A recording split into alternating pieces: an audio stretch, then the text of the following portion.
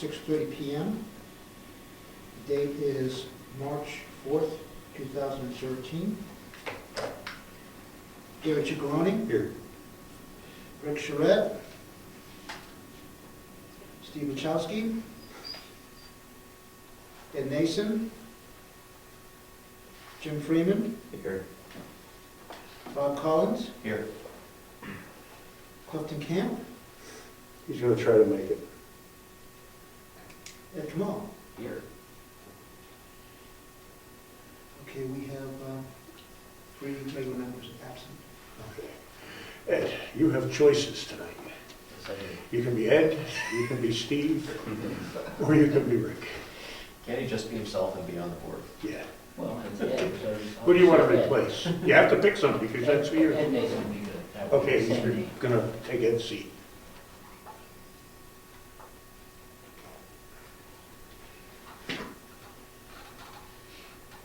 Okay, you're in.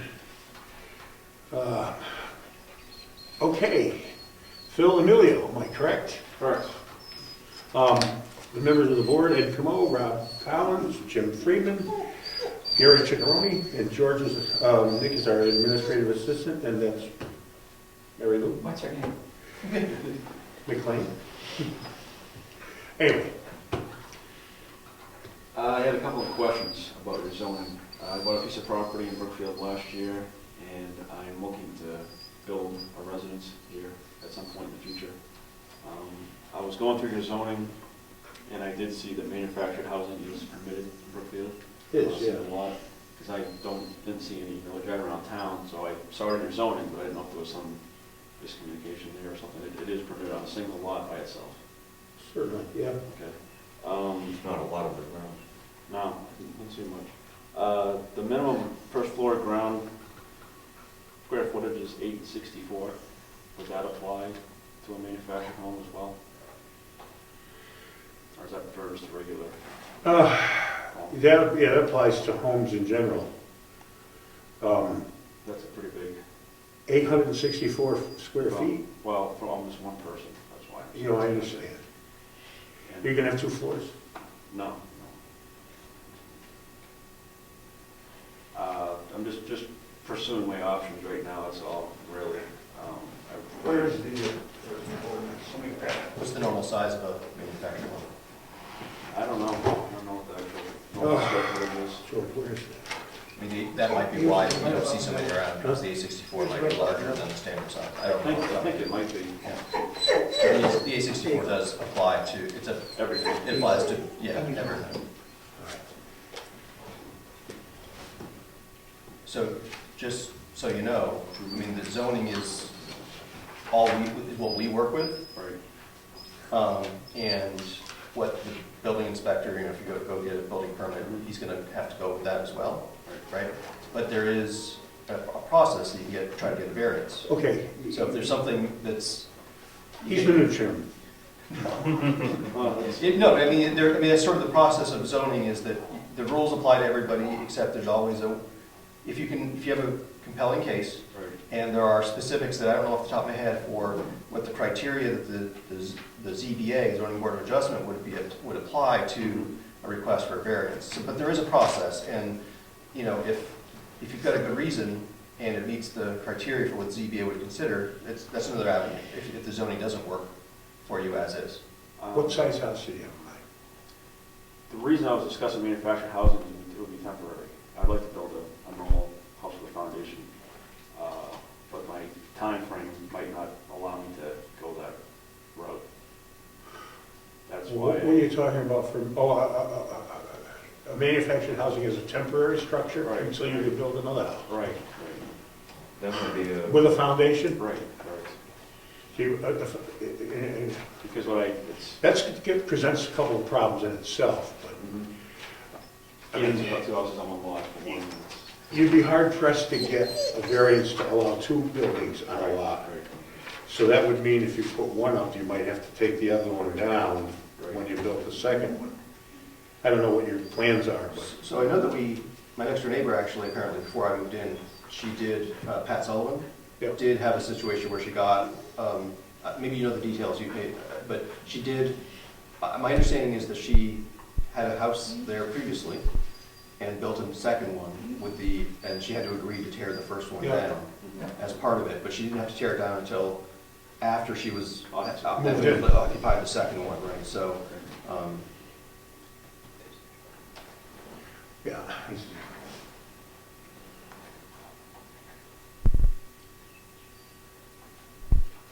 Just out of curiosity, and it doesn't mean anything because we don't really have any jurisdiction over this, other than what's in the ordinance is already written. And most of this was, or much of this was written before any of us were on the board. We tweaked things here and there, but what size were you talking about? Just out of For a curiosity. home, probably about where your minimum is, probably 24, 36, single floor home. I don't see any issues. And if you were under it by a few square feet, I don't think that ZBA with the zoning board of appeals. Well, my Yeah, but they may condition the construction. my other thought, just put this out there and see what you say. Which would be my first priority, would be build a workshop to put my stuff in. I got a ton of stuff I gotta put someplace and then move up here. I gotta put it in there. Could I build a residence into a workshop that meets the square footage requirements that, I don't see why I couldn't do that. What do you say building a residence into a workshop? Are you talking about building a garage type of structure? Right. In-law apartment. Right, And then living in it correct. with a kitchen and a bedroom? Well, that's Or- where I don't know, it gets a yeah. little tricky, is that if I have plumbing and electric hooked up, could I put a camper inside the building and use my hookups? I know it's in Article 6 of your zoning, Section C, you can't use a camper or travel type house trailer as a residence. But if Are you it's inside talking of a about why building- you're building?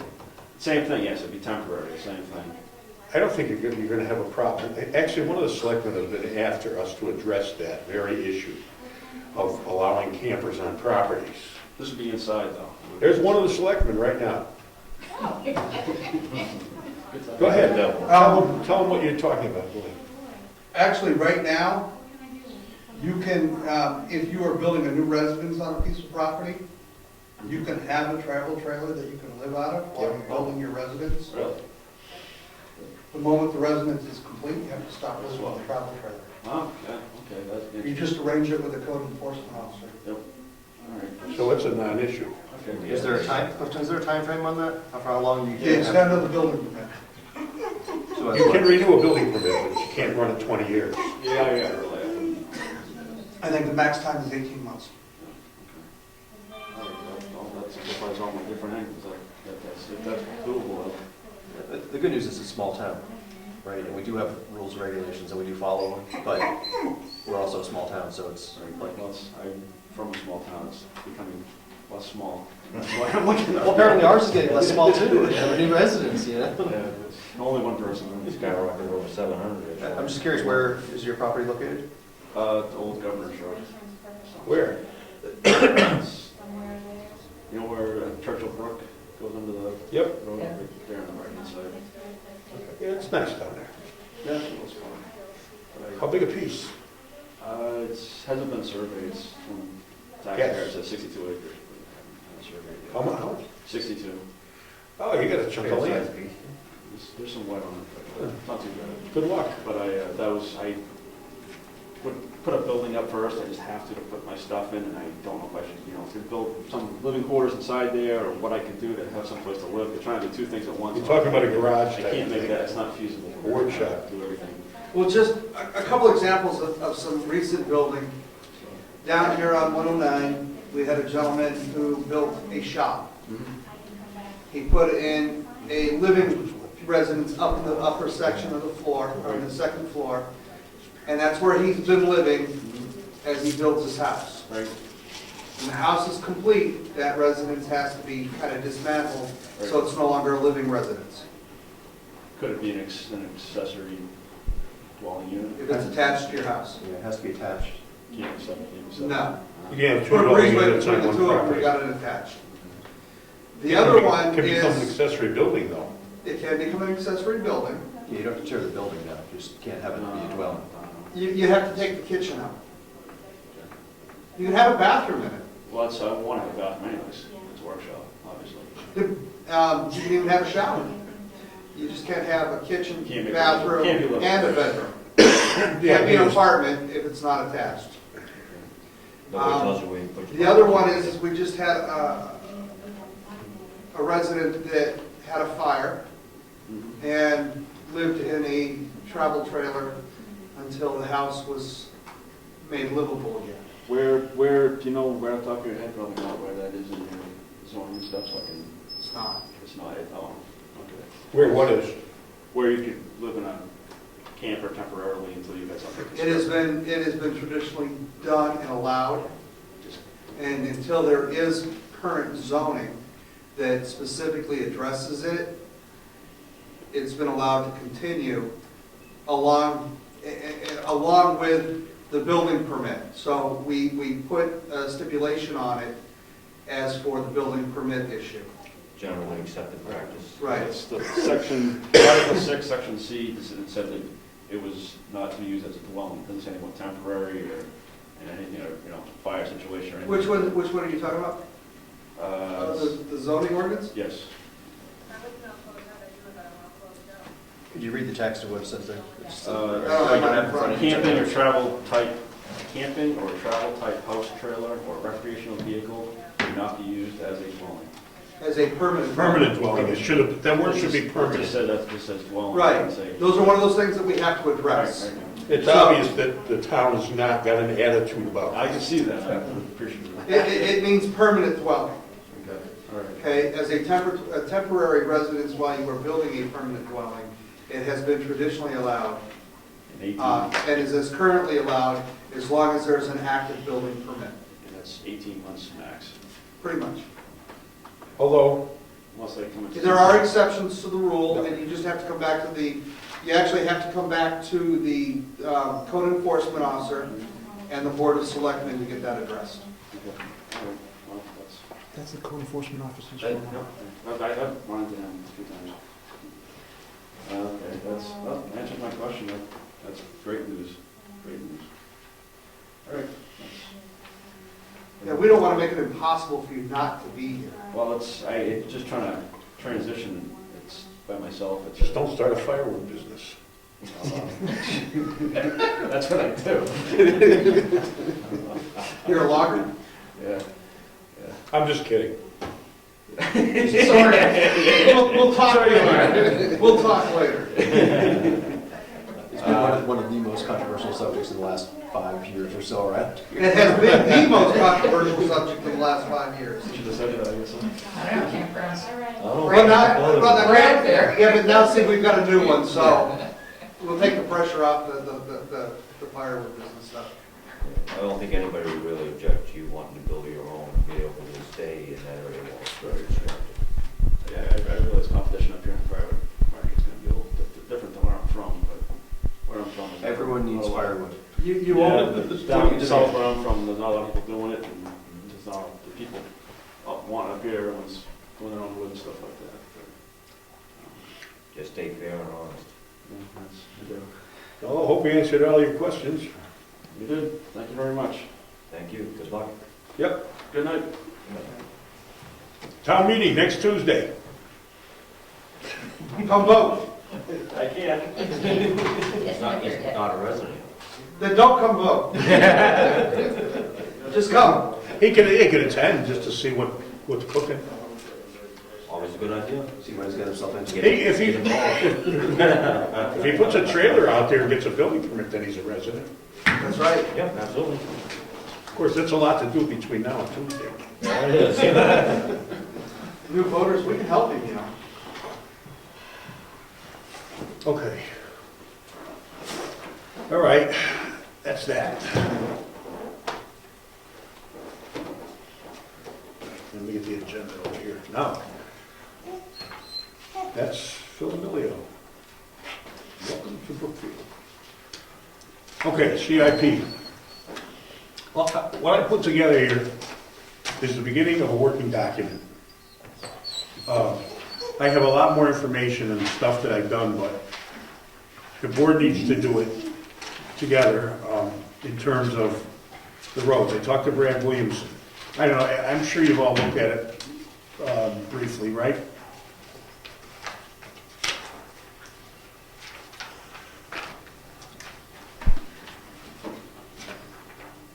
This is actually the beginning of a capital improvement program. Now, we can tweak it, we can do anything we want to it. My main goal here was to submit this as a working document before the year was up. But the planning board is currently got a working document called Capital Improvement Program, period. Now we have. As long as the board, of course, moves to accept this as a working document and vote on it.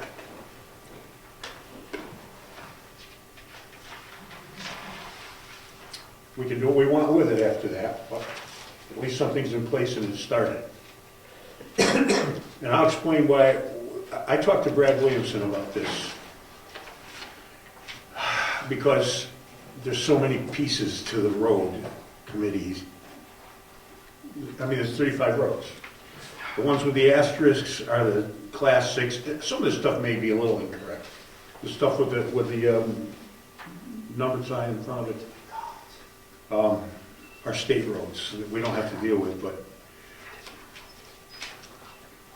I'm talking to Brad about this, and the concept would be to start a book, and the book stays probably in that office over there somewhere, and each road has its own page.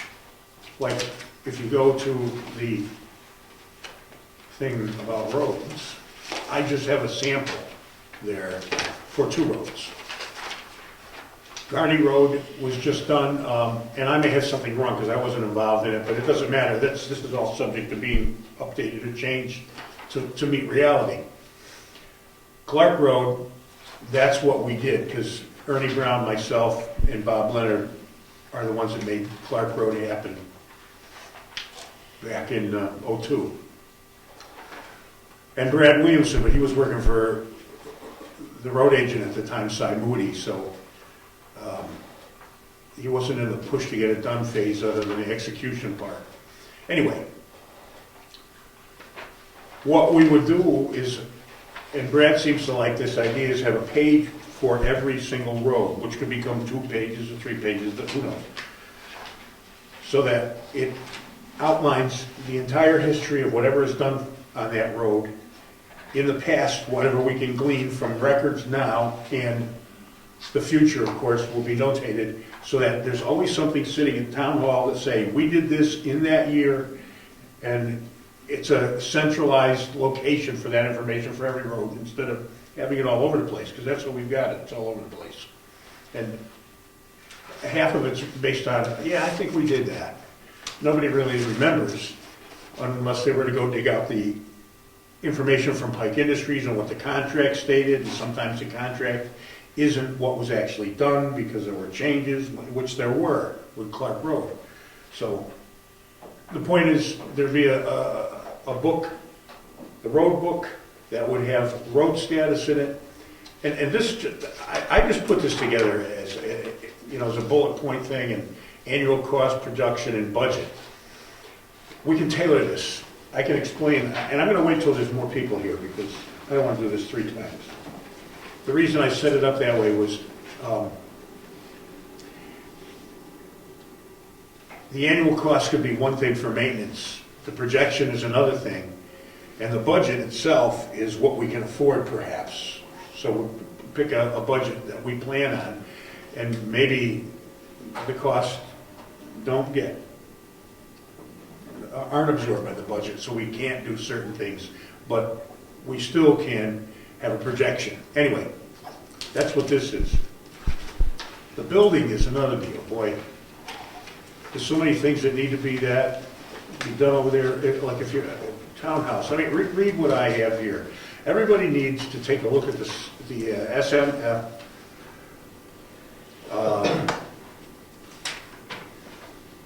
Did I do that wrong? Yeah. It's supposed to be SFA. Well, that's okay. It doesn't matter. Why did I put SMF?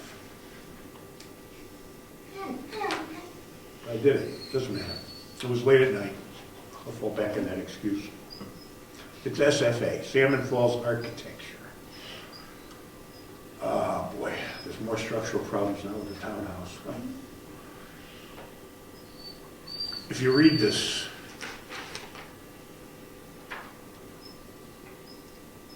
I firmly believe that we are not going to be able to implement all the things that SFA recommends because we can't afford it. And that we're going to have to explore alternatives to do some of the things that need to be done that'll carry us through what, you know, especially the structural stuff, it's critical. So, anyway. I will tell you that we probably, well, depending in light of the current issues we have over there, the Heritage Commission is looking at probably repairing underneath the schoolhouse floor during 2013. Doing an RFP, sending it out to bid, and getting that work done.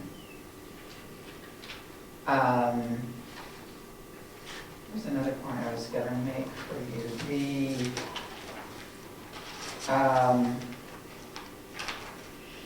We also know that the work that's listed in there is extensive.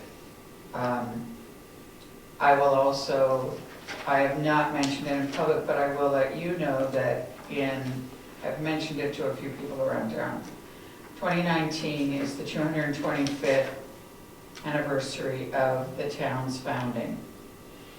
And Mary Lou has in her mind that by that date, Okay, cool, we're waiting. I would like to see that building, the townhouse in particular and the schoolhouse as well, pretty much back to good status, having been replastered, repainted, fixed to the best of our abilities.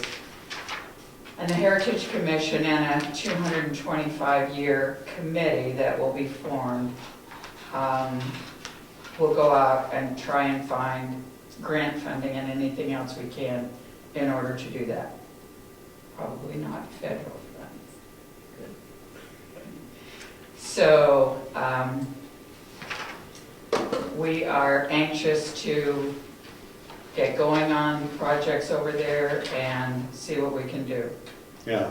I do feel that his estimates could be high, are high. Well, listen, I do this too. Right, And anytime you make a prospectus up for somebody, you pick the high end right, because absolutely. you can't predict the future and you don't want to give the client false hopes. Oh, we can do this for that, and then have it go out to bid and have it come in high. So he picks the higher end, Right. and if you save money, his bases are covered. That's Right. why they go that way. I think they are high too. I think they're real high in some cases. That floor is, the materials in that floor are less than $2,000, literally. So how much labor can we count on? That's another story. I haven't crawled into there in years, but still. I mean, they don't have really a framing plan here. And they don't really describe what materials should be used to do it. They just have an estimate of what it will cost. Is that the book from in here? I thought he did have some semblance of a plan of what should be done for the schoolhouse floor. Yeah, Is that what we're That's Salmon talking? Falls' plan right there, right? Yeah. This is it. I mean, yeah, but it isn't. I thought he had a floor. This is not really an adequate architectural plan, you don't know the truth, but it's all right. I don't want to get in, I don't want to be critical of that. More or less, I think that we should crawl into there again and take a good look. I mean, he's right, but there's not rot everywhere. Right, You know, I mean, it has to be fine-tuned before you get an estimate from somebody. I think part of the problem with that floor is the fact that they're not that they're so far apart. That's part of it. And they're not equally spaced, one side's further Yeah. apart than the other side. Some of them are like 30 inches apart, some are like 20 inches apart. I guess what I'm saying is, I don't want to Sounds do like any, a I don't want to do any of the work over there. Okay? So I'm going to remove myself right as a bidder. But what I want to do is donate some time, okay? To crawl under there and help assess this and see what can be That would done. help you with your RFP. It would help definitely with the. And I want to assist in acquiring bids. Basically because I know who's BSing and who isn't. Okay? So Because then would any you, job like this is up for grabs. This isn't a real definitive architectural plan. I do them all the time, and when I do them, everything is spelled out, everything. It's spelled out, everything. Material list, and it's done on Excel program. There's no question what's involved, materials and labor, right down to the last little detail. I mean, some of my contracts are 40, 60 pages long when I build a house. Anyway, the point is, so when something like that goes out to bid, there's no argument on what you're going to get for the money. right, When something like this goes out to bid, it could be oranges or. there's apples and pears, and boy, that's what I want to get involved in, that aspect of it, so that I can help the town do this as cheap as possible, because it saves me money too. Absolutely. And structurally adequate, and I'm volunteering those services as a non-bidder, so it kind of takes me out of this self-aggrandizement loop, that's the point. And I will do that. Okay. I'm So an would you assistant- then be, obviously the selectmen will choose who does the final work. Would you be available at a selectmen's meeting Oh, or some other time to walk through the bids and? Oh, review absolutely, them? that's my point, and I actually would like to supervise the work along with Eddie, if he wants me to help him with that. Maybe he doesn't need me, but, in other words, somebody comes in there and does something adequate or inadequate, and you don't catch them until it's all done. Right, Sometimes it becomes a real can of worms to untangle and fix it the right way. I understand that. And I've been through it so many times, it's my point, Right, that, depends. Who's doing what? right, And there's recommendations. I'd use all pressure-treated lumber for joists, as opposed to conventional lumber at a 5% more price increase, 5 to 8%. But those kind of things aren't specified here, but they make a big difference because they'll let it rot. And that's at less than a $2,000 material cost for that floor, and that's really a fact. The difference between $1,600 and $1,780 isn't much right. to not use a better quality material. And I just want to help in that respect, get involved in that way so that, I'll dedicate the time. Okay. But anyway, So I guess what I would like to see is, are you going to take this a step further? You're going to do more on the roads. Are you going to take this a step further as far as the buildings are concerned? yep, To come up with that's even where in you, like an Excel spreadsheet that says, this is what needs to be done first, or yep. when this is, as I've seen other CIP programs in other towns. If you read this, Go look ahead. at it.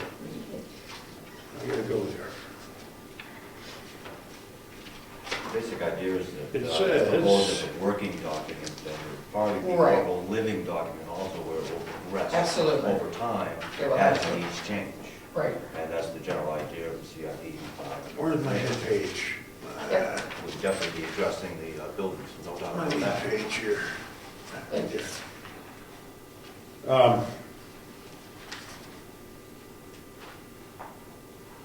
Capital projects should be consistent with the master plan, blah, blah, blah. Anticipate responding for the town growth. Okay, classification according to urgency and need for realization. The structural stuff obviously is most important because the building's falling down. That's got to be addressed, number one. Every little thing that has to be done should be itemized. Every different aspect of what has to be done with, even though they tie together. The floor rebuilding is one item, right, and this way we can control contractor, and I don't mean micro control, I just mean, when somebody gives a bid to us, a bid should look like, a lot of people don't do this, they hand you a bid and it's 3 paragraphs long and, okay, he's got the best bid, he does the job. And without getting involved in attorneys, or with attorneys, then contracts get way too many words in them instead of specifications. Because obviously there's not going to be an architect supervising this. Right. Only Ed. And it's not fair to put Ed in the middle of a contract that's inadequate. And the reason I say inadequate is because based on this, you can't make an adequate contract on the Salmon Falls architecture specifications. It's impossible. Can't be done. That's what I would, when I say an Excel sheet, I didn't bring one with one of my Excel sheets, but I'm building a house for somebody now that I've got 720 items on my Excel sheet. And it lists 1 through whatever. And every single thing in that house is listed. And I never have any contractual disputes because it's all there. Right. And each one, and I'm going to donate some time to this. And that's why I didn't do this before, because it's going to take a little bit of time, and I have other things on my plate. But for instance, the floor. To get someone to give you a price on the floor, you have to come up with exactly what you're going to do to fix the floor, and exactly what you're going to fix the roof trusses. It's not mapped out very well. Right. So somebody's got to map that out to get a bid that's legitimate. Otherwise, somebody's going to come in and give you their opinion of what they should do to fix this according to this not really well done. This is a great starting point, but it's not a working, this is not a working plan at all. Working diagrams and plans are much more involved in this. And there's so many things that have to be done over there that it's really not fair to ask a contractor to come up with a price to deal with all this without more concrete stuff in front of them. Because, you know, you're just going to, you know what I'm saying? I hope I'm being clear enough, because what winds up happening when contracts are entered that way is toward the end, when the expectations of the customer are not met by the intentions of the contractor, and all from good intentioned people, then there become disputes and problems. I've been through it a few times myself, and I would love to help avoid that. That's great. And it's not too hard to do. Good. Anyway, sorry. One thing I would like to mention is with Jerry's expertise, he can help us avoid some of the pitfalls, such as planning problems, making sure timeline of repairs are done properly, so you're not tearing up something that you just repaired, like doing plaster, then have to replace, starting behind it. With his expertise, he would be a great help in making sure that the progress goes as quickly and as inexpensively as possible. Well, one of the good things that did happen out of this episode is that if you've been in the main room lately, you know that as you're facing the front of the main room on the right side, we had some water damage in the past. Evidently, that has been corrected. So when the insurance adjuster went around with his water meter, at that point, it's all dry at this point. So we've now fixed the water issue. We need to repair the plaster and repaint. But at least it was very good news to me that the water issue that we've had for many years is now repaired. So I want to clear something up. I don't want to micromanage builders, because the guy wants to shoot me in the head with his nail gun before he gets out of here. Believe me, I'm not want to. I would love to set it up so that those issues don't arise where somebody's got to be micromanaged because they're screwing up. right. Either intentionally or unintentionally because of poor contracts, and this is grossly inadequate to get a good contract. All you're going to get is one builder's idea what he thinks should be done, which may not be what the town thinks should be done. No, I agree. That's all. I That's think where I want to get involved. what I was thinking is that obviously this is a guideline, it's a place to start from, But in the RFP, it really needs to be broken down more specifically and needs other direction in it. So, I am committing to do this, but I don't want to do a whole lot of work without seeing where the town wants to go. I can eyeball some things and say, this is what this will, I think will cost. Based on, and I know people in the industry that do good work, that are reasonable. I mean, it doesn't have to be Pike Industries or of that stature. That will give honest bids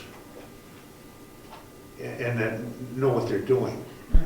So, but I don't want to do all this work on all these different items. There's a ton of them over there. Without figuring out, first of all, what the town can afford to do.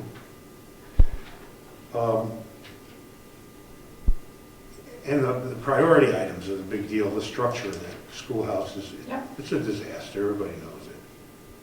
Like all that Homa soap and that ceiling over there, that's 1950s Homa soap. There's nothing classic about the interior of that schoolhouse from the wainscoting up. It's junk because the ceiling fell down when they towed it over here. The plaster came off the ceiling because it was old plaster lath with horsehair plaster on it. And now, rip it down, get rid of it. Then you can get at the trusses and fix them all up to make them adequate. Because what's in there is, I mean, we're not saving anything wonderful for Brookfield by leaving that Homa soap ceiling up. right. People may say, well, that's nostalgic, but it's really 1950s Homa soap. But 1950s was when the school closed. Yeah, but I mean, that was added when they brought the thing over here. They tacked that up just for the cheapest possible ceiling they could get at the time, which Homa soap was $1.25 a sheet probably, So somebody put up $30 and they had a new ceiling. Anyway. Mary Lou, is this just going to be a repair or is this going to be a restoration project? It needs to be a restoration project. As far as a lot of the aspects of the work are concerned, especially with the townhouse itself. The old schoolhouse, though, we're doing a restoration or are we repairing that? Well, so I think it's going to come down to a matter of semantics. I think what we're trying to do with the schoolhouse is to make it stable from just the straw poll and questionnaire that we did in the fall. What the townspeople indicated was that they would like the schoolhouse to be kept where it is and that they would like to see it used as a museum of Brookfield artifacts similar to the Little Red Schoolhouse in Wakefield. Now, as far as whether we're actually restoring or repairing, I would say possibly, but I am not, you gotta remember, you're talking to a gray-haired lady here. I do not know the best thing to do for everything as far as restoration versus repair. In my mind, the repair would be underneath the floor. That we don't care what it would have looked like in 1801. What we care about is that it is structurally sound. And the roof too, the ceiling upstairs, the trusses up there are grossly inadequate. That was hammered together to get it over the road here. That's not what was once there. All that wood that's up there, this was prefab. I was up there 5 or 6 times over the years. All that stuff was put up there to make trusses out of this was to get it to go over the road when they brought it here. And a lot of it is junk. It's 1x-something boards that were used to just hold everything together when they got it here. And then that's what the Homa soap was tacked up to after the plaster fell down. And if you pull the Homa soap down, then you can get up there and actually sister up new framing members to really make the thing stable. And not very much money. I just built a house for somebody, the entire framing lumber package for this house. The whole thing, and it's expensive, 3,000 feet. The whole framing lumber package, everything, sheathing, the whole 9 yards came to less than $20,000. It's everything. The whole house. The decks, the plywood, the floor joists, the studs, the rafters, everything. It's not that expensive. And that's the biggest problem over there is the structural members are no good. Right. But they can be sistered up. I mean, you don't take the old ones out unless they're rotted and you want to get rid of the rot, but But that's the point of using the pressure treated underneath, so if you can't actually get rid of some of the rot, it won't transmute. Anyway, So I think as far as the buildings are concerned, we will work together to come up with a priority list for them. We know right now we have an issue over there, and the insurance companies will be dealing with that. We know that probably as far as what I read in the report from Salmon Falls, that back floor should be the first thing we tackle. As far as, we do use it in the summer, at least for Old Home Day, for everyone to come walking through. We use it for other events. We need to make sure the building is safe. the foundation issues all been dealt with? On the townhouse, No, for the schoolhouse, I know they did work a number of years ago. I don't know. yeah, they did work a number of years ago. I know I have a report of the townhouse for the foundation. I don't have any information on the schoolhouse foundation. That really should be looked at. I have to look in there and see if there's any foundation issues. If there are, that's where you want to start.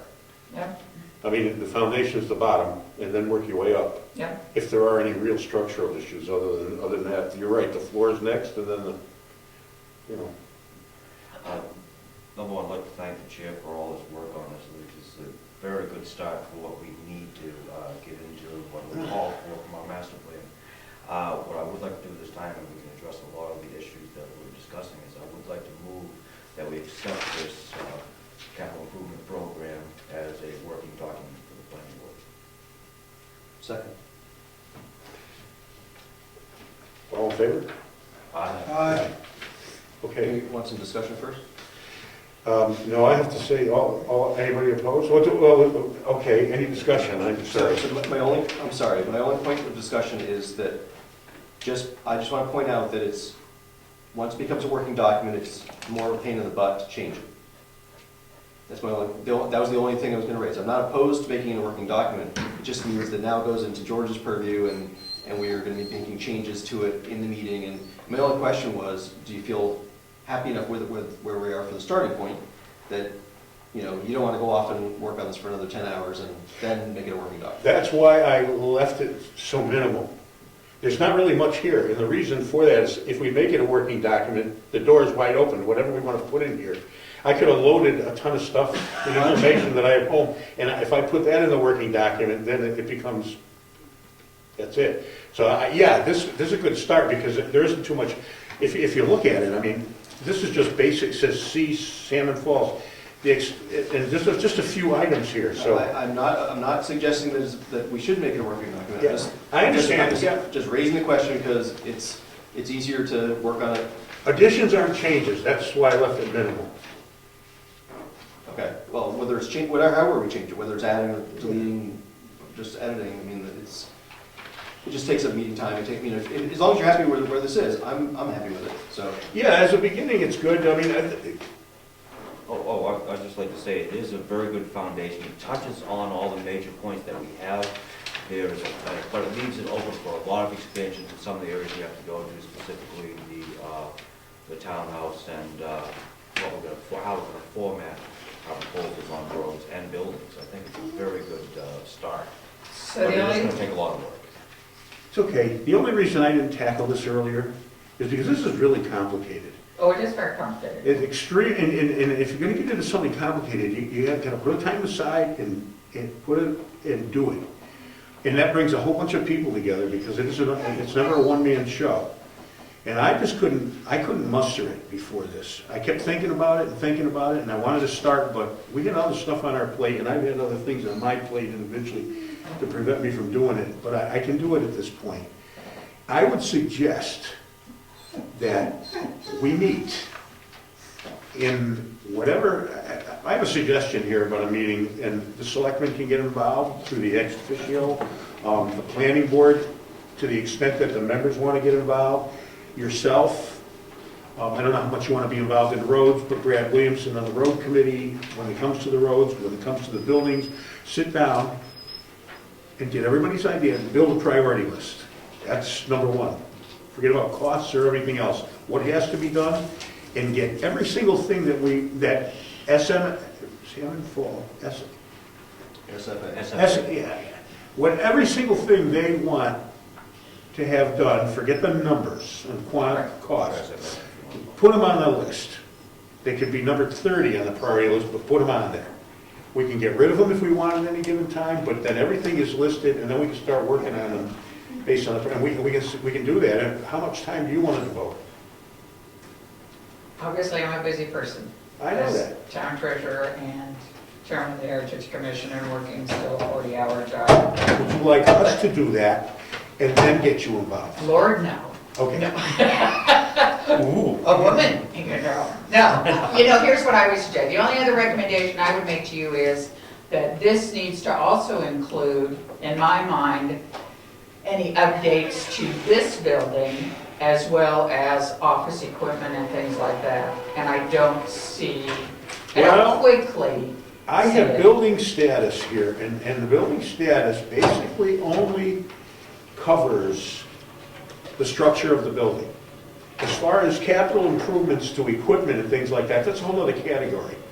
That shouldn't be in the building status It structural wouldn't be in the part. building status, but it should be in the capital improvement. Oh, yeah, it says that. If you read this thoroughly, capital improvements, of bricks and mortar, Brookfield, roads, bridges, building, maintenance, major acquisitions of property and/or equipment are all considered capital improvements. Capital improvement project will be defined as any expenditure or project, facility or equipment having a useful life of, and I left it blank. We gotta pick a number, because various Right. communities have different numbers. How many years? And we require a gross expenditure of at least X, and we gotta pick a number there. Well, most smaller stuff will be addressed by individual budgets or warrants. We still gotta pick a number Yeah.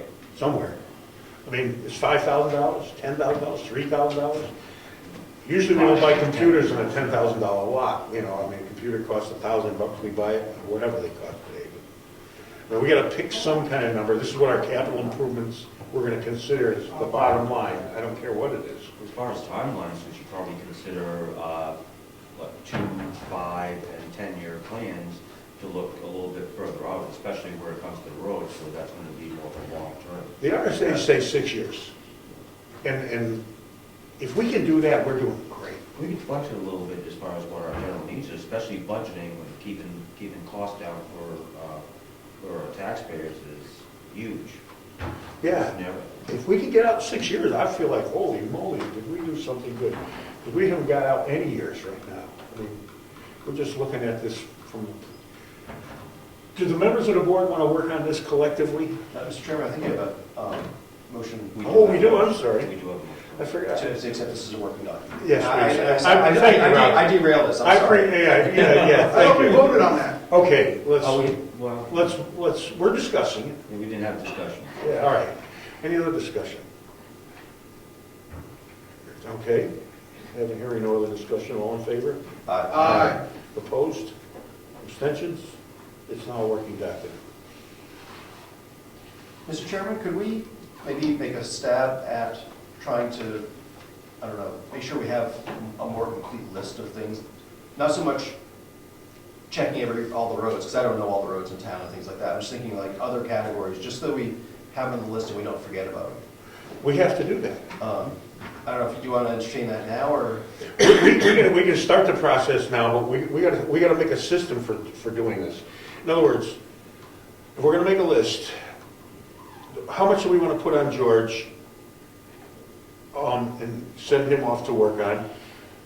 Or how do we want to make a list? Let's set up a format. That's number one. Anytime, I use Excel. I like Excel because it's got, you can columnize and rows and et cetera. Everything works.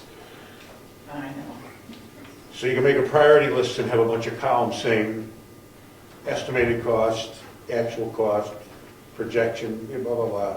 You can do whatever you want. That's one way. Another way is to just sit down and write a list out. Have it word processed and we all get a copy. And we stick it in I think whatever we do, we should stick in a folder, a chronological folder. This is what I do with my jobs, okay? I start from the beginning with a customer. I'm trying to figure out what they want for a building. And it's a design process where the customer doesn't really know what they want in the beginning. Unless they have a picture from a magazine, they still don't know what they want. So you come up with a bunch of ideas and you put them on paper in one form or another and throw them in the chronological order that the ideas come up in a binder. So you can always, everybody can look back and say, oh yeah, we did that on that day and we didn't like that for this reason or whatsoever. Otherwise it just becomes conversation. It takes forever to hash this stuff out. Does everybody see it that way? Sounds reasonable, but certainly can give it a try. Well, it's easy enough to do. I mean, we're gonna have a discussion. I don't mean put every word we speak or write or think in here, but One thing that we may want to consider is departmentalizing a little bit. Having people go out and look in their general areas and try to get some extra advice from hands-on, walking down roads, that kind of thing, to bring to the board. for the road thing. Yes, as far as that aspect of it. Buildings, with your expertise, buildings probably going to fall more under you and Ed as far as looking them over for proposals. Mary Lou has got her finger on a lot of this, as far as items go. I'm gonna help with what I know in making certain things realistic enough, or assessing the realistic nature of the thing.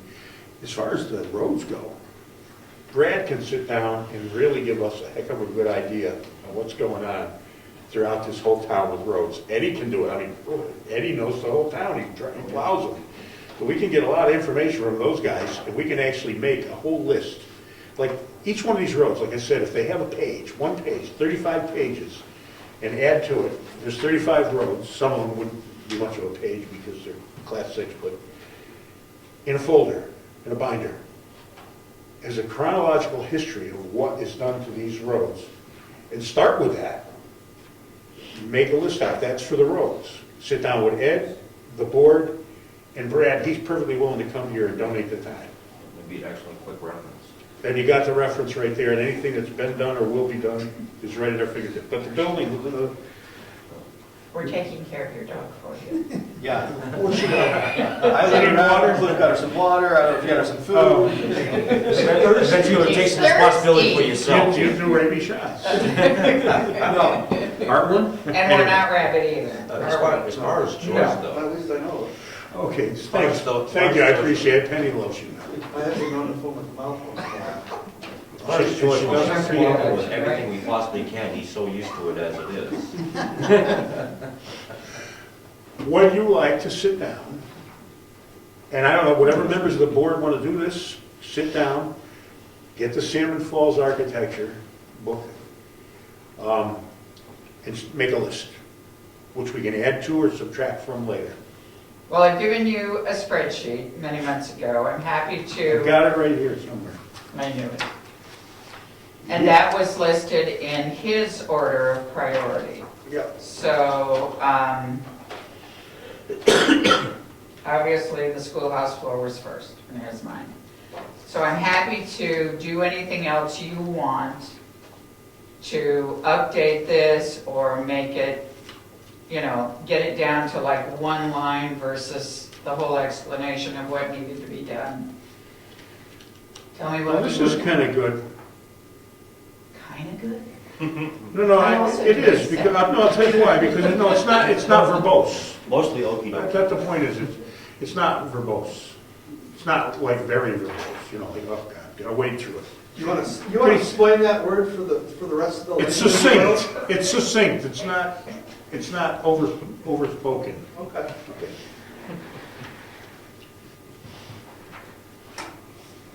So Word of the week. Mr. Chairman, it seems like there's maybe 3 categories of things. One is the roads, and as you pointed out, the road committee and others have a real good handle on that, and we maybe can rely on them to a great extent to provide us with the information or fill in the format that we want that's useful, makes it easier for us to consume, or whatever, right? So we can figure that out, and sort of offload a bunch of the legwork there. The other area is buildings, and we've got a bunch of outside expertise to help with that as well. And then there's probably, the third category would probably be like everything else, right? I mean, whatever everything else happens to be, all the small stuff.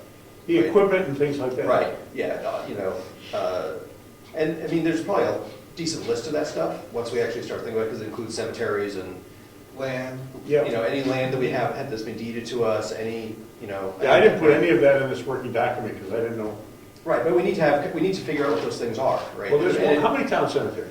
One. One, That's the point, and there's it's, one. and it's full, right? but Yeah, Right, Well- so it, we mow it. Yeah, the I- reserve lot, the reserve list is very short, right, so because there's only a couple of so it spots might be- maybe that could be put in. it might be that, like, acquiring another cemetery is actually one of the top priorities coming out of the CIP, aside from sort of one or two with roads that are gonna be done this year, and, you know, the first set of things on the building, or whatever, right? I mean, there may be other things that actually bubble to the top, because, like, something on a cemetery, you know, when you need it, you need it, you know? I agree, and I'm saying, that's what I'm saying. We have a beginning of the priorities list on the building.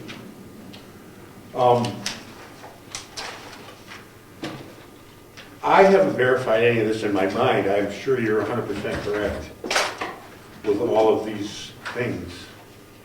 The only thing I think is that it's, that their estimates on fixing it were a little bit high.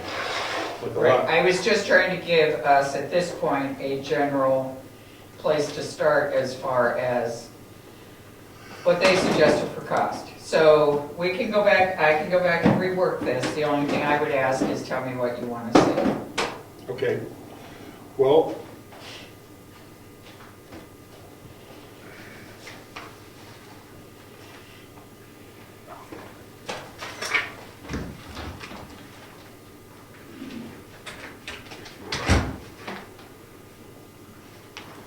for instance, here's, we'll take a look, the electrical panels should be replaced to avoid problems. I don't even know what they're talking about, there's different electrical panels in the house. You're talking about all the circuit breaker panels? The circuit breaker panels are evidently what he was talking about, and Ernie had that work done already. Oh, okay. So if you look over to Did the right. he change the panel or the breakers? He changed the panels, to the best of my knowledge. Remember, Generally speaking, panels are just boxes of metal Yeah, with your main bus. with a bus bar in it, and that's it, in a main. I think he drew, But you can change a you main know what, breaker. here's what I'm gonna suggest. You wanted to go over and look at the townhouse. Yeah, we'll Maybe do you that. could tell me, because Hold on. when I got the bill and I paid it, it said removed old electrical panels, installed 2 new panels, and re-terminated CKTS on new breakers. What's a Circuits. CKTS? So they- Circuits. Oh. How much did it cost? $1,475. That would be. Two panels? Two panels. 100 amps each. No. How many amps over there? Oh, I don't know that. 200 amps? I think that's 200, no. I think, yeah, okay. Well, That'd be close. that's actually a pretty cheap price, if they replace the entire service. HD Electric. Yeah, that was on there. That's a pretty good price if you did the whole service for that. And then you put in an emergency, if you've been in the back schoolhouse, you put in a lit exit sign, emergency exit sign. Yeah, that's pretty reasonable. That's what it was. Well, anyway, okay, I won't go there then. I won't use electrical, let's see. Well, electrical, we also asked. Well, I was gonna use it as an expression, the electrical panels should be replaced to avoid problems. I mean, Yeah, arcing and sparking is a problem. Oh, don't be silly. Well, here's my only other complaint with that, is that a piece of that work was done. So he replaced the electrical panels, but we still have an issue in the kitchen where the panel is not it was supposed to be relocated because it's too close to the refrigerator. Sub panel for the kitchen. Probably. legal. No, those aren't the sub. Legal. Those are the main panels? Main Those- panel, those are the main one panels. main Yeah. panel. Okay. The code Is would it mean it has to be There's a further. main So panel far there and a from- sub panel, Oh, and they're side by side. Where do they want to relocate it to? Anywhere but there. Well, okay, let's not even go So there it's stuff like tonight. that. So let me come up with, Yeah, let me rework the list for you. Bring it down to maybe, keep this list, bring it down to like 1 or 2 lines for each item on work that still needs to be done, and go from there. yeah. A lot of that's good. A lot of this stuff here is cheap to do. again, Mr. Chair. A lot of the stuff is expensive, the structural stuff. And that's the meat of what I would love to get into, although you have to be comprehensive, do everything. Well, because that's where I can save the town some money, if I can. Right. I'm not gonna save the town some money on a $40 item, or a $140 item, but on a $10,000 item, I wanna contribute as much as I can, and my taxes stay down too, yeah. Yeah, Mr. Chair, one thing that you said, and it's absolutely true, is we do have a lot of professionals in town for electrical. For example, we have Steve Machowski on this board, who is a master electrician. And I'm sure they'd be more than happy to have a look at it, perhaps not put in a bid, but at least get advice. We have a lot of people who we may want to ask at the town hall meeting if they want to contribute some time to help with this advice and try to make this a little less expensive on the tax. Who's the town electrician? Steve Machowski. No, the town electrician is actually Sonrider. It's Bobby Summer. Yeah, but he is an electrician as far as advice, without expense.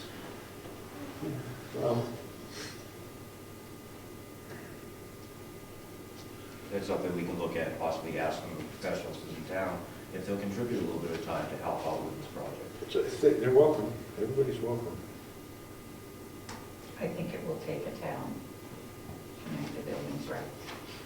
So, when do we, you're gonna do this, are we gonna sit down, does everybody wanna sit down and do this together as a board? I think that would be Or do you wanna set up a committee? I think that, There's only 3 of us to discuss this. I think it, I mean, I'm not sure that it requires the whole board. I'm not, I mean, at some point, though, it has to come back to the, whatever Yeah. is recommended has to come back to the board. But, I mean, if you want to put together a committee, maybe even a couple committees, right? That's sort of where I was going, is like, there's like 2 or 3, major categories, maybe you do a committee. For each category. For each category. And that way, it's, That's a good idea. you have, it's less time overall for every, across everybody, and, Get more concise. well, you get more, you can get more done in, the same amount of Yeah. time, right? Without it, because, if you're gonna be involved in buildings, that means that you don't have to put so much time into it on the roads or working with Brad, right, or whatever. It's And- fine with me as long as the formula's there for somebody else to use, because the formula never lies. You know what I mean? Well, I mean, I don't even know that it even comes down to formula, even, like, is this a complete list of the roads? Yes, Is it this, is. I mean, no, but I mean, it's like those kinds of things, don't even, a formula doesn't even come in, it's like somebody can be working with Brad, making sure this is the list, that these are the right lengths. that Well, this he's is the gonna right come in class. and, he is gonna come in and do this with us. Yeah. As a board, he's gonna, but let's get him in here and talk about it anyway, and then we can figure out, see what his input on it is too. Brad's been a selectman, he's been on a planning board, he knows, he knows the whole routine. And he'll come up with some good ideas. Brad's a pretty efficient guy. If you wanna do that, we'll do, I don't know who's gonna chair this seat in a while, but I'll get involved with, no matter what. I bet you will. When do you wanna do this? After the town meeting sometime? That's next week. It's next week, this town meeting. Yeah, it would have to be after. No. We have to meet here within 2 days of the town meeting. Because we, it'll only be for a few minutes. We have to certify the FEMA thing. We all have to get here and sign the signature page. And who's going to the town meeting? I'll be videotaping. We can do it at the town meeting. Virginia's gonna certify that we don't have to meet 2 days after. If everybody will hang around long enough to certify this, we'd have to call a meeting though. We can't do this outside of a meeting. But we can have a meeting for 10 minutes that night if you want to do it, or we can come back 2 days later. We have to vote for it, that we're having that meeting. Yes, we do. we will. Yeah, we do, but the point is, how do we want to do it? Most people on the board are going to be at the, I don't know that. I know these 3 of you will be in Clifton. Ed's always there. Ed will be there. Will probably be there, so will Steve. So do we want to have a 5-minute meeting afterwards? That would make best sense. Let's have a 10-minute meeting, whatever it takes. We sign the things, so FEMA gets the thing by the 17th. That's the issue. If after the 17th, we lose our floodplain insurance. Yeah, we don't want to put anybody out. Okay, it's a done deal. Then right after the town meeting, we'll call a meeting right over there Would you post that, George, so we don't have to come, all of us have to come down here on Thursday night? So we're gonna hold a meeting immediately after the town meeting. Right after the Certify town that. meeting. Hopefully, we won't have this beach discussion until 3 o'clock in the morning, but, Beach discussion, what? It's voted on at the booth. no, I know, but there's gonna be a lot of people talking about it. So. Only if the moderator lets them. Okay, well, that's good, that's true. They'll require. So let's do this, let's do a few-minute meeting after the town meeting, certify this as a board with signatures, which has to be done, and Virginia said she will do that night as well. She'll bring her steel. Then it's all legal for FEMA. And then we have to respond to them. We're just gonna, we're gonna send it to them by the 17th, that's all we have to do. Right, we have to respond to them after the town meeting, after it's been Yes, approved. yes, To show them that it's been approved. yeah, My suggestion would be to overnight that, signature required. yep. Return receipt, to say that they can't say, we didn't get it. No, we're gonna do that, but we were gonna do it on Thursday. No. Now we'll just do it Tuesday, and we don't have to come and see each other's That's cool. smiling faces Thursday. So, Mr. Chairman, can we do that, or do we have to organize the new board before we can, right, there'd be two people who are getting elected, and I'm wondering, I don't know what the RSA say about, maybe Clifton has an answer, you know, do we need to elect a chairperson and vice chairperson first and things like that, or can we operate with the old board still? Yeah, well, our first regular meeting, I think is when we're obligated, go ahead. For the first 5 days after the meeting, the existing board is still in place until Okay. the new people are sworn in, and they're not sworn in for the first 5 days, Okay, in case there's a protest or a recount requested. yeah, because like Rick his term is up, he's gonna get reelected, but his term is up, so you're saying it's still prior to the election in a sense, in terms of the constitution of the board? You'd still be So candidate. Ed will Ed's still be an running. alternate. Ed is running, He won't but if Ed was not an alternate, he could not attend, he could not participate in that meeting. If my understanding is correct, he could not participate in that meeting because he has not been sworn in yet. But he can be assigned as an alternate to sit for, No, well, he can now because he's an existing alternate. Okay, So- so the answer to my question is, we don't have a problem if we're doing it within 5 days. If we're doing the special meeting within 5 days, we don't have a problem of having to actually deal with the new board. We're still doing the old and we board. do definitely have to get that out to FEMA, so we don't. So when do we do the new board now? The That's first meeting. the first meeting, which would be Your first official meeting after town April meeting. 2nd Monday. Then you would do your reorganization, vote in your new chairman, your new vice chair. Okay. So technically then, could we have any special meetings between now and the April 2nd meeting? I would strongly I wouldn't. suggest that you don't. The only to do Only CIP, only the FEMA thing. no CIP If you stuff. have it broken down into subcommittees, that's different, because the subcommittee is an appointed committee. Well, so then we'll just wait till April. Let's just wait till April. That's the best thing to do. We've been meeting often enough anyway lately, so it won't. That's kill us. like the Board of Selectmen meet on meeting night at 6:30. But the only thing that we do that night at 6:30 is sign checks, process bills to keep the town functioning, and handle any emergencies that are arising at that point. Other than that, we don't discuss any other business, because there's a possibility, if somebody's being run against, as I am this year, that there's a possibility of a change. Okay. So for the next month or plus or whatever, until we have that organizational meeting, Gary is still chairman, Yep, because he's still going to be a part of the board anyway, because it's not Yes. up for election, it's not a question. So the only reason I ask is because we could get a 91A request that needs to be dealt with, we could get an application that That's needs to right. be dealt with, we could, and as long as, until the board is reorganized, Mr. Ciccarone is still the active chairman. So we could have a special meeting for some kind of emergency thing the planning board has to deal with. Yes, you could, Definitely wouldn't take up any new business. That's what I was, but if you hold a special meeting after that, after the first 5 days. after the first 5 days, where the new board members are sworn in, your first order of business would to be reorganize the To board swear every, yeah, I get it. prior to prior to handling any new business. Mhm. So as the chairman, you can call the meeting, but then the first business is reorganization, then you handle your business.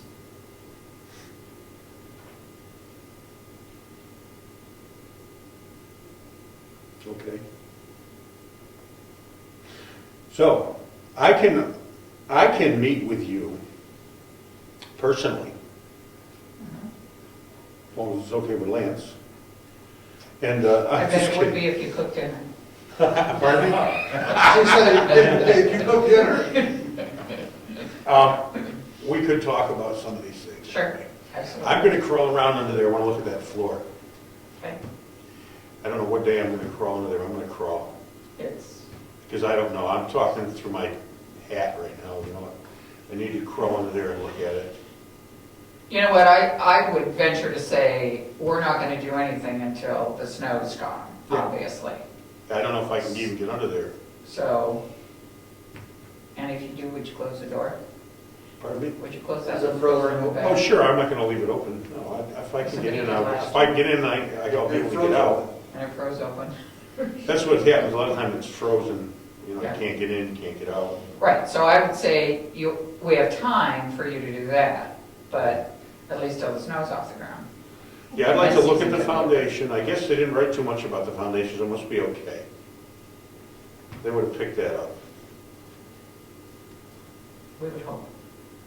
Yeah, I'm for sure, I mean, they're architects, you know, they're not incompetent, they know what they, I don't expect to find anything, because they did all that work over there, you know, to the foundation a number of years ago. I just need to see that floor, and see just actually how bad it is. I've been in there before, it's not that cramped. I mean, I can get in there, and I'm not little. This end is better than the top end, I mean. Right. All right, so in the meantime, I will go back and rework this a little, try to give you, Don't put a ton of work in it. right, We'll see who, after we organize, I'll just get into the doing of the stuff. I mean, don't Mhm. kill yourself with it, because you're busy. I am, All right. we all are. Oh, please. So I gotta get Brad over here, and I guess we're gonna reorganize first, before we do any of this stuff, but it's all right. We're working back in it. That's really what I wanted. Congratulations. Thanks. Working document. At least it's a start. A lot of work goes into getting to the point where you have a working document. Yeah, well, at least we're actually doing something instead of talking about doing it, which is. You wanted to go over and look at did you guys want to take a trip next door and take a look at the building? Yeah, I'd love to go take a look and see that big mess, but we're still in the meeting and we don't have, I gotta figure. You can do it as part of your meeting. Well, I think we can all take a walk. We have a portable camera, so it's not like we can go over there. It's not like we can go over I there. see, and I discuss love the anything. camera. We have a portable ed. Well, let's see. We should videotape. All right, the we've building. done Go back. new business, schedule planning board meeting to certify zoning ordinance after town meeting. That's done. Member comments, and then adjournment, we can walk over there and adjourn. Well, or do we want to do that? Well, we can't, as a group, discuss planning board business, and so if it was part of CIP, we would be able to discuss it. Right. Well, it is part of the CIP. Right, so we should adjourn, if we should do it before we adjourn then, Right. was my point. If we're gonna do it and discuss it as a group, as part of the planning board, we should. Well, I don't know if we're gonna discuss it or just go over and view the carnage, but Well, that way we avoid any possibility. let's go view the carnage. Oh, I move that we all take a site trip to the building next door. Any discussion? All in favor? Huh? I made a movement. Do we have a second? Yes. Yes. All in favor? Aye. Opposed? Abstention?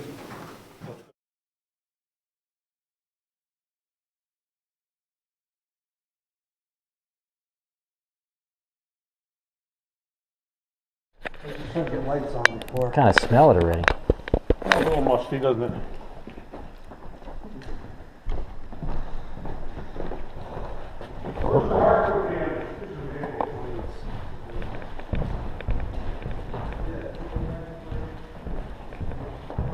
This the water damage here? It's way better than maple. What? Maple is way better than oak. Yes, this flooded out, and this is all flooded under here. So this has all got to come up and be fixed because there's plywood under this one. Yeah, I So the understand. water Is there, sat there. is there a moisture barrier between the plywood and the hardwood? I don't know. Because it'll But dry it- out without ripping the top. When he put his meter on there, it was very wet. Oh, it's gonna be wet, but it will dry out without coming up, so. Not till it gets warmer, but it's not gonna do anything with it now. Do we have the heat active now? You weren't gonna sand this too much, I'll tell you that. Been sanded before. And the tongues are right there. All the sinks are got, all the sinks and cabinets have to come out. The carpet's got to come up. No light. Toilet bowls all have to be replaced. Was it break? Yes, and pipes are cracked and broke. So Of there's course. been some you can see the replacement stuff already. Yeah. But it could be worse. And then it broke. Well, the whole thing, you keep it on the whole thing. That's what's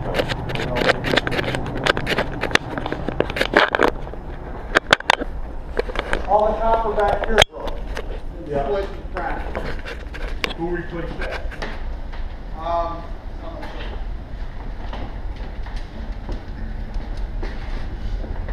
So all this broken, split and cracked, all this pipe, you can see it's all brand new.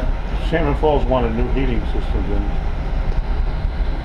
That's a nice looking Yes, look but when we talked in that area, it was a matter of if the building was used more. Yeah. He felt that for what, as much as we use the building, this is adequate. Yeah. But you can see like here, Yeah, that's pretty. Do we have to say What's that in, one? yeah, that's what they look like, but it's great. and here, Yep. a lot of other ones that are just barely Whoa. on it. How do you feel about the floor, Gary? But you know, It's Well, all broke back. right in the middle.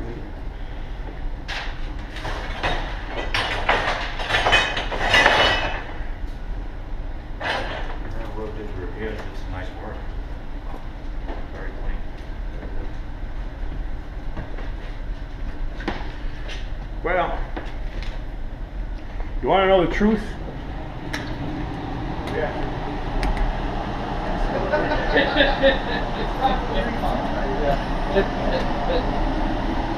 So,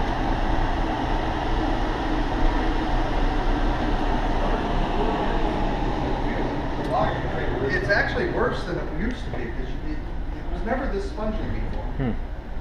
I mean, right here, I can really feel it. No, the water was all in here? All the water, this was all flooded.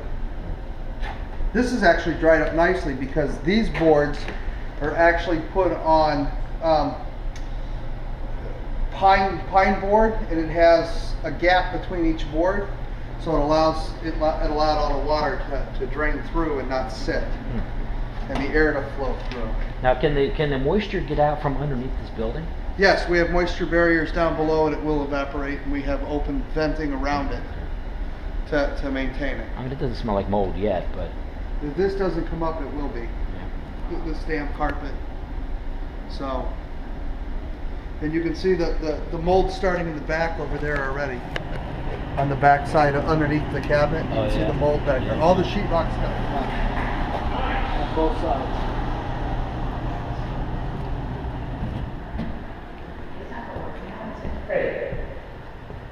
give me the other one back.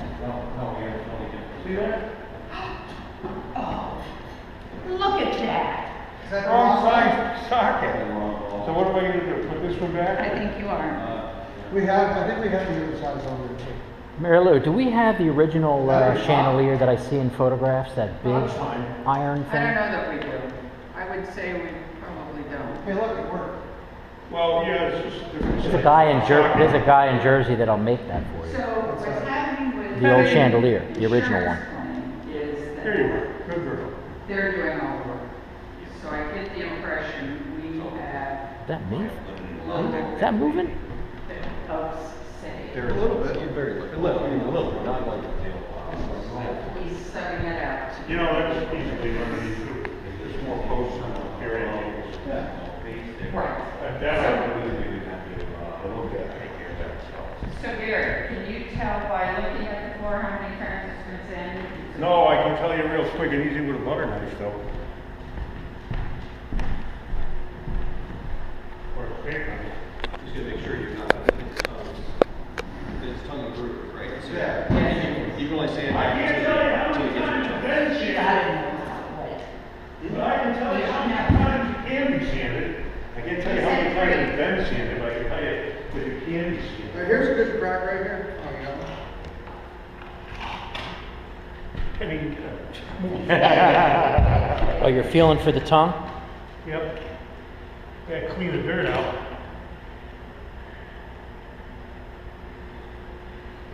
You've got less than 1/8 of an inch.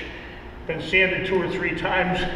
You won't sand this floor again Okay. with a drum sander, but you can sand it with an oscillating sander because an oscillating sander doesn't cut.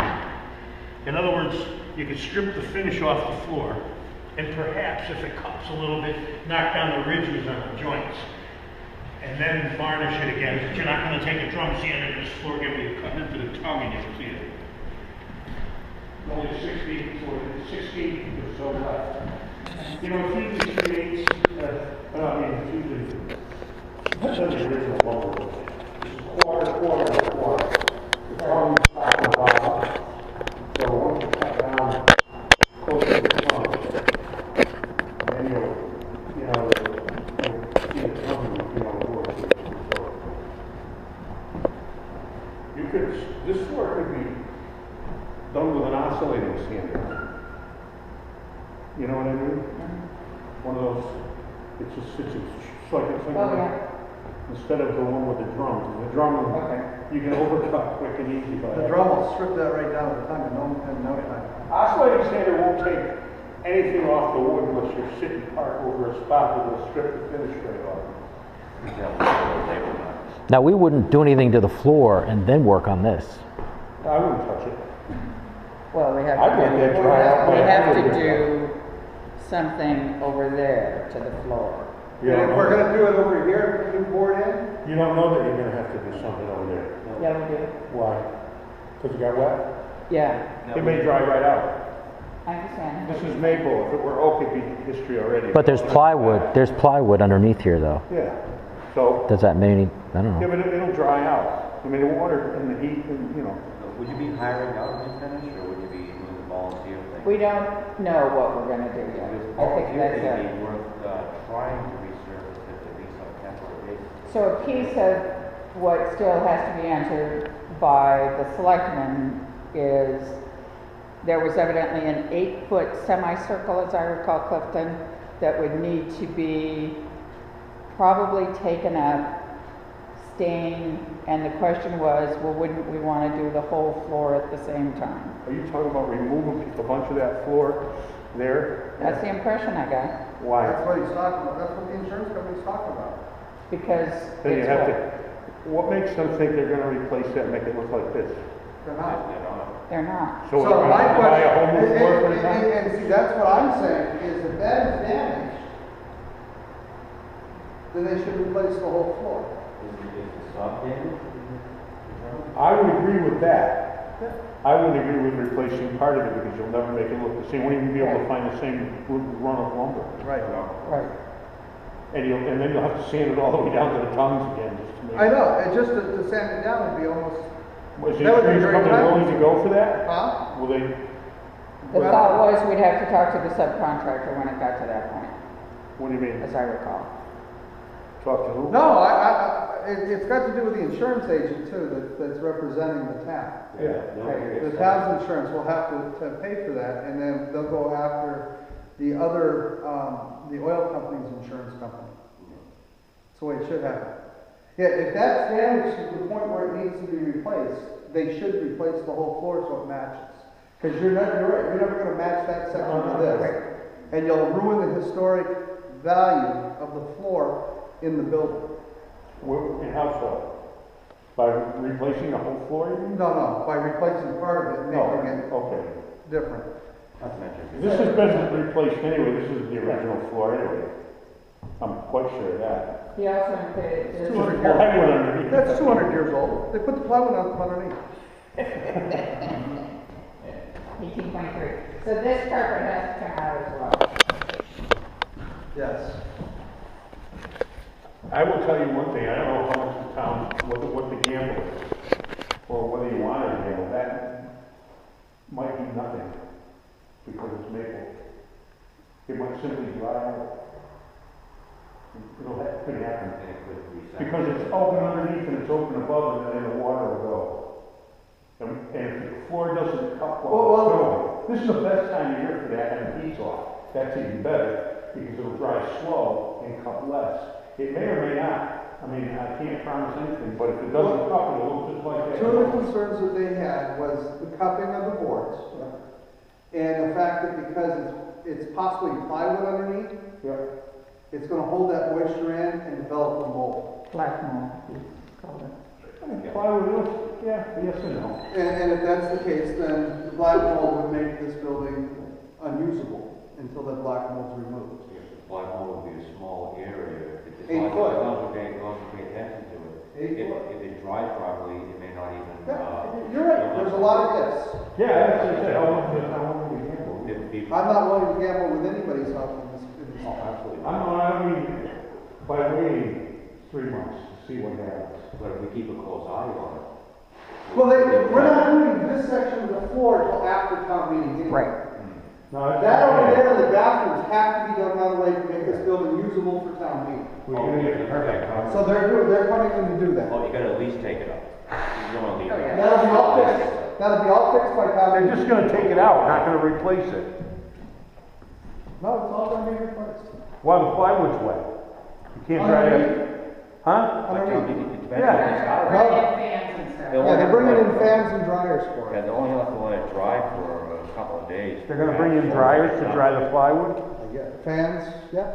Now, is it plywood or is it particle board? What's actually underneath, do you know? Because I haven't seen it. Oh, they were just talking about the plywood, not drying the plywood. Why would you pull plywood up? Can't hear You can't really. If the The walls, way the joints are laid out. The walls are if the walls sit on top of the plywood, Best you do is cut out. you'd have to cut it out and then put new ply in, and you got that gap and everything. What I don't understand is, why would the walls be on plywood? When they built the walls on something, they didn't have plywood yet. I understand that. I don't know what's underneath there, I haven't seen. Yeah, you'd have to tear it up to even have a look. You have to, yeah, you have to pull the carpet. That's what I mean, we're talking about all these things. The if. And It's like.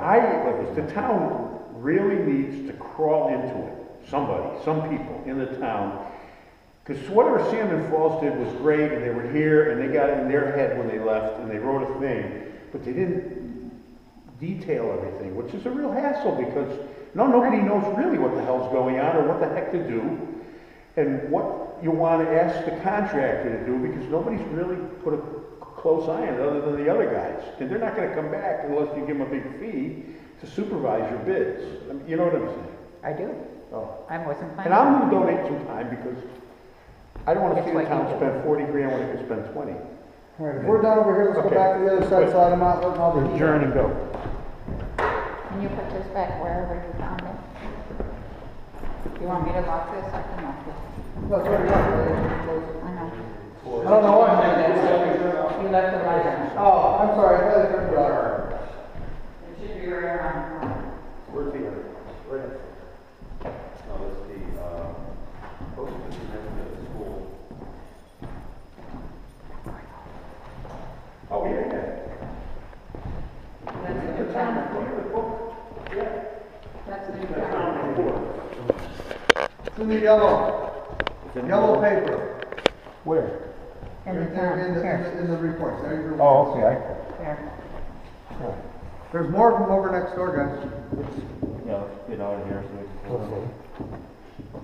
Not like I'm trying to rush you out of here. I'm going home. Good night, George. Thank you very much for your time. I'm such a geek. We'll meet again. I know we will. You don't normally do. I just won't use foul language until after. It's on the internet, it doesn't matter what you say. I guess you're right, huh? Although the newspaper, you know. Yeah, but how are our fans in Poland doing? Okay, let's. Did you say that we had good response in Poland? I can imagine they do it. All right, where's the agenda? Member comments, anybody got any? I'm worried about our fans in Poland. Comments, anybody? Mr. Chairman? Yeah. I think that we had a pretty good year this year. It feels like we got a lot done. We got some stuff done. I don't feel like I wasted a lot of my time, you know? I would have liked to do more, but, you know, I probably could have worked harder, but, hey, thank you. I'll take that as a compliment. No, it's not meant just for you, but. No, I meant for the whole board. Yeah, I think that. I'll take it as a compliment for the whole board. That was the way it was intended. I understand. One thing I would like to mention is, as we discussed privately earlier, is the hazard mitigation discussions that they're having for the hazard mitigation plan. They are going to have some things coming up that will directly affect the planning board, including CIP and of course master plan. That may come up and may be of interest. I don't know if you want to appoint somebody to look into this, or if you want to just wait for them to compile the report before we move it over. I'm going to keep going to the meetings anyways. If you want me to represent, I'm not going to commit anything but being a private citizen unless the chair. If you're going to go anyway, why don't you do it as a member of the planning board? Okay. And then come back and tell us what went on, unless we want to go there with you and see it. Well, it's a little. If we're involved, Yeah. then you could be the representative. Does anybody have any issue with that? The planning board and the select board will be definitely affected by the report. What's this? This is the hazmat thing. Hazardous mitigation plan that's being compiled. Who's compiling that? The town. Rich Zacher. This is Town of Brookfield. Dick Yeah. Beckham's on there. There's a small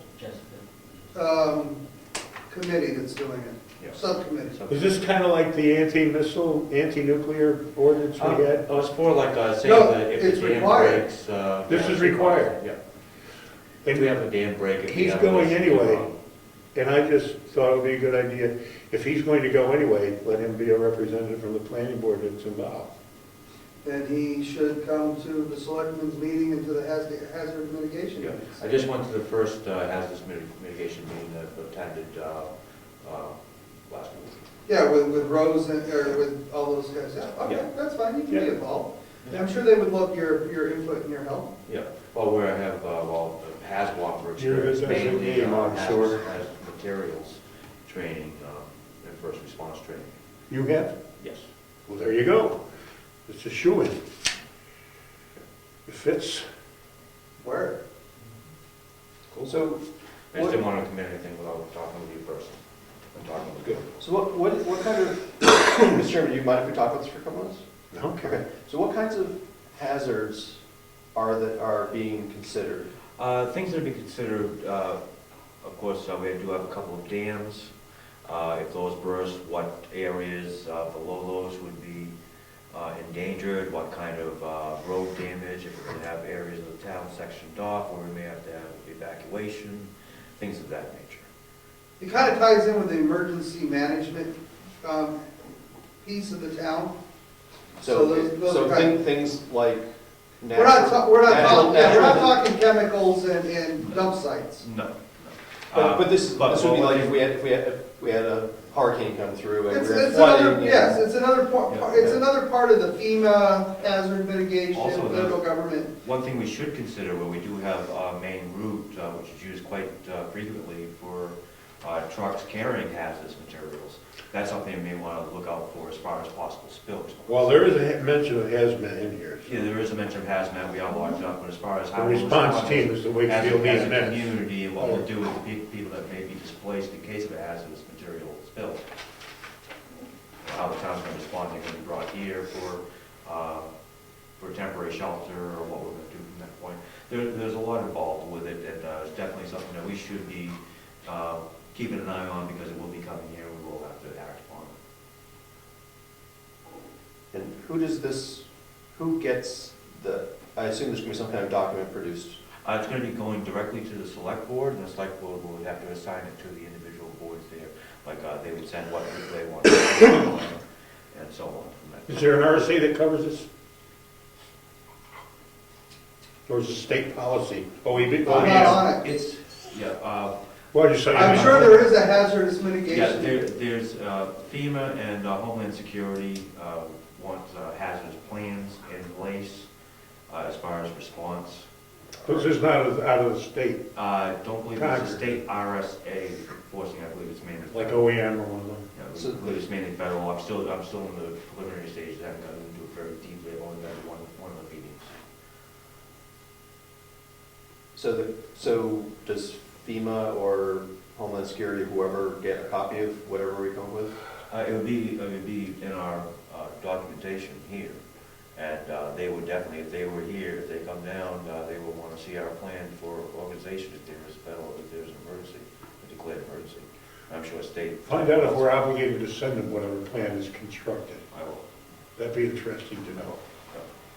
So the kinds of hazards are not, that are being considered, don't include things like, you know, economic collapse or the, you know. I don't think I didn't see anything on that. Right, okay. But the zombie apocalypse Yeah, wasn't there, I so think. it's- Even though they did spend $100,000 on zombie apocalypse training, which I feel so much better. Well, that's why I'm asking, is like, is that, I mean, because I've talked to a number of people in town that don't think those kinds of things are completely far-fetched, right? And so, you know.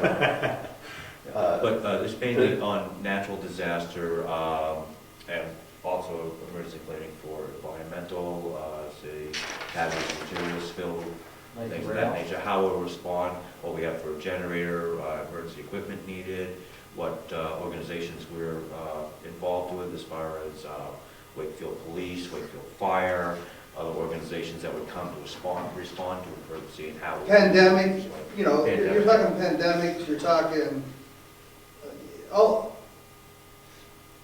that kind of stuff is what this is all about. Yeah, worst case scenario kind of thing. And you have rail. For response to the community to help to survive and. Yeah, but is this rail actually utilized? Well, the rail, yeah, you have liquid. Well, that happens, like every man for himself. Oh, yes. On this track That's here? not the track, well, this track here is mainly used for sand. Yeah, this track, there's no chemicals that are transported on that track. But there are factories that may at some time use that track. This runs right up to the gravel pit. Yeah. That's where it goes. That's from the gravel That's pit it. down to That's all- Rochester, That's all that's used. left of that rail. Well, that's all it's used for currently. Didn't 19... Other than you have the little rail company, the little rail, Oh, the rail cars, yeah. cars that use it, the little putt-putt carts. Were you here when we had the nuclear ordinance? Yes, we are a nuclear-free zone. Yep. What does that mean? Can't transport nuclear waste or store nuclear waste In or Brookfield. create nuclear materials here. No nuclear warheads. We're a nuclear. So we can't let the Iranians in. No nuclear reactors in your basement. No nuclear reactor. Damn. And I've been working on cold fusion this whole time. I didn't even know it was. Oh, that's actually, that's. They'll come see you now, Oh, but you know, I got that Newsweek magazine. Ponds, Livermore. Nuclear. Oh, no, I started Gary, yeah. No, you want to see that magazine, Cold Fusion? I was alive back then, believe it or not. Well, I got that whole materials is series of actually articles about fissionable cold fusion. material. was that over at the Described Livermore in Lawrence EPA. lab? Actually, it was at the University of Utah where they were, Fissionable material according to and EPA. one of the guys' name was Okay. Stanley Pond. And Fusionable. the other, Okay, are we still in a meeting? yeah, Then we should stay in the meeting. we're conversing. Member comments are wide. Member apparently comments. today. Apparently. Do we have any other member comments? Confusion. Any other member comments? When's the hazard mitigation meeting? It'll be on the 18th. Anybody I'll else? get you the information. Any other member comments? Well then, the meeting is hereby adjourned. Shut her down. I got that. Stanley Ponds, and I forget the other guy's name. Helios. They came up with fusion in a bottle. I like the beer.